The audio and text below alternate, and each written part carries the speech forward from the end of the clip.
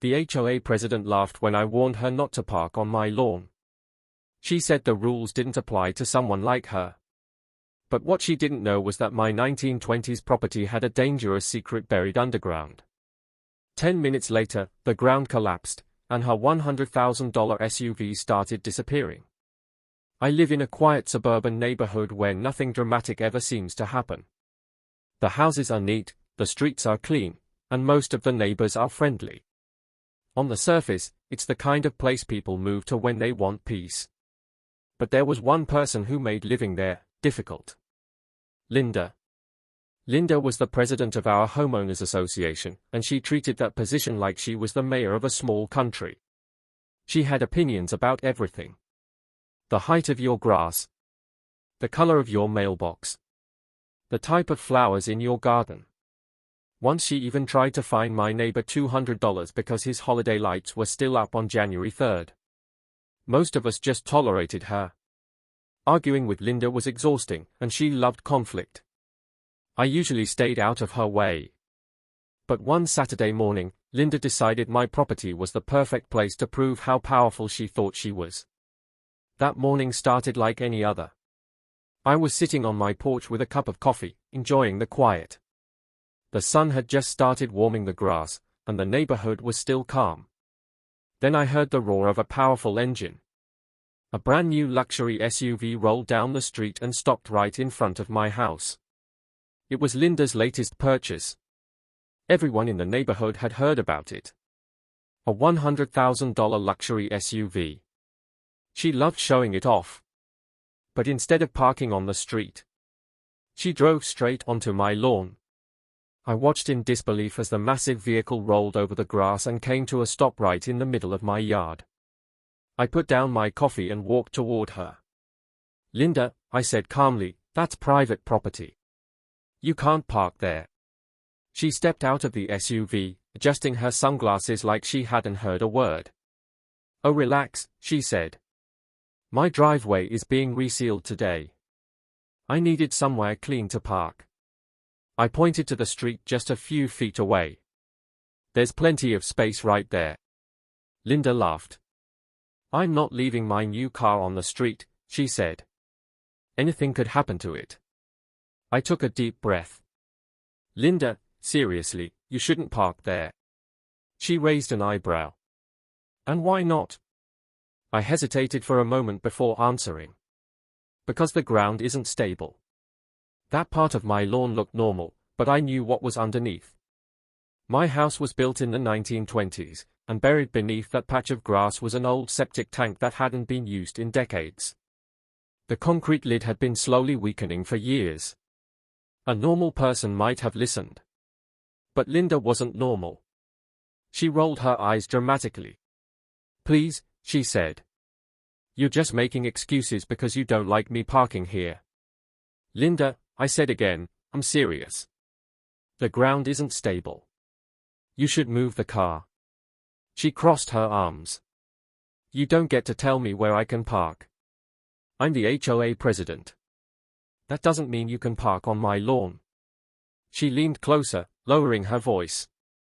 "Actually," she said smugly, "it means I can fine you if you cause problems."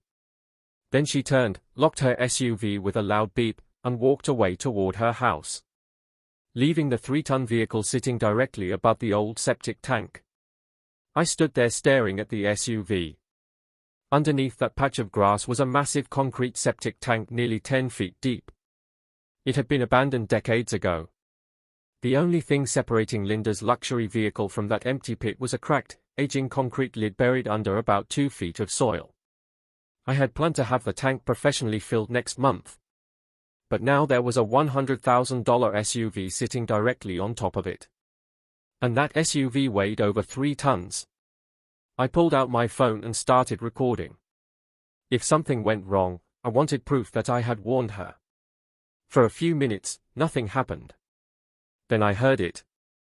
A faint creaking sound. The ground shifted slightly. The SUV tilted just a tiny bit. And that's when I knew it was going to happen. At first, the signs were subtle. A small crack formed in the soil near the rear tire. Dust puffed into the air. The SUV's alarm chirped once, as if it sensed something was wrong. Then came the sound. A loud crack echoed across the yard. It sounded like a gunshot. The concrete lid beneath the grass finally gave way. The rear of the SUV dropped instantly.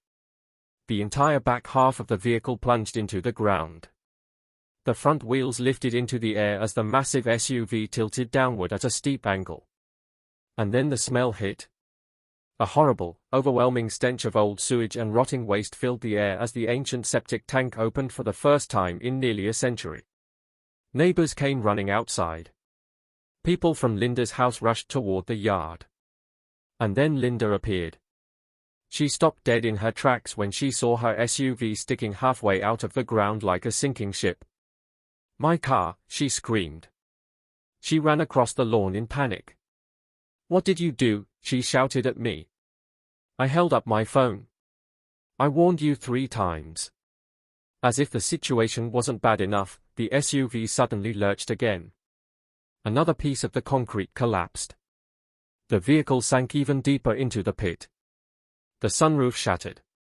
And filthy brown liquid started seeping into the interior. Linda just stood there in stunned silence.